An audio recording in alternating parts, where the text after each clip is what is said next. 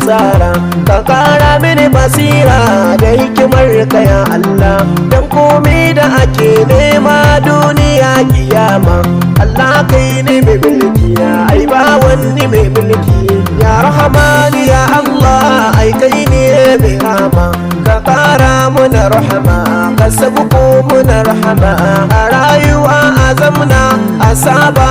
a dawo kuma a saba wannan ya zama tilasta wannan babu shakka. Ina gode Allah da yayyo ni bani Adam kuma ya karama ni ya lalle dole in gode ai kuma ya zamto tilas. Ba ka ga turawa su suna da kuɗi amma ba sa sallah ai kan sun yi asara da kallo a sama shirwa ya dau zaki ga kallo a ƙasa ga kura ga akuya wayo rayuwa kun shigo rayuwa ta ni na gode Allah rayuwa ta ni na gode Allah komi shi ke yi min jaraba shi ke yinta kairi ko ko shari ka gani sai ka jure kar da ka ce ka kasa komi yayyo farko karshen shi za ya zo ne dama guda gare ka komi gode ma Allah shi ya ce ai mu gode ayar ta ma zan furta wai in shakartum ya ce la asidan na ku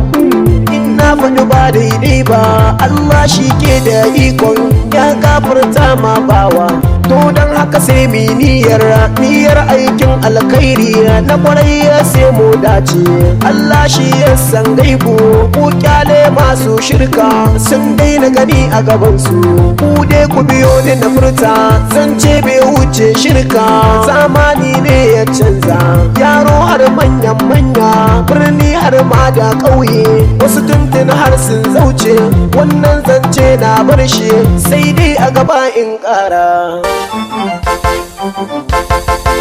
zan ɗau sabon labari kun soka shi ya dace wanki kaya ya tsara wane ne shi wannan ne ai shi ne manzan Allah askan shi ba misali ai ka gani sahabai sun rike manzan Allah to sai mu ɗaura niyya kuma sai mu dace in ka tuna ko a kiyama mu ne farkon hisabi to don haka sai mu murna Allah ya samu dace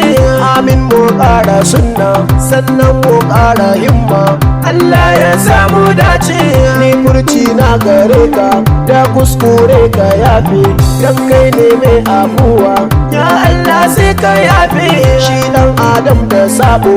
a zuciya da tsatsa ya Allah sai ka wanke da zamanto a fadi ai kun gani fir'auna yayi girman kai ga Allah Allah sai ya kama shi da shi da yan uwan shi bawon Allah na kirki ai shi bai ma girman kai ga dukkanin al'umma ka gani ko a WhatsApp ni na ganin ka allin kana gani na allin amma mu dai na cacin mu dai na sada sunna wannan baya da kyawu ni sai in yo tunanin na yo laifi gare ka ko kayo a gare ni wai kuma aibi ne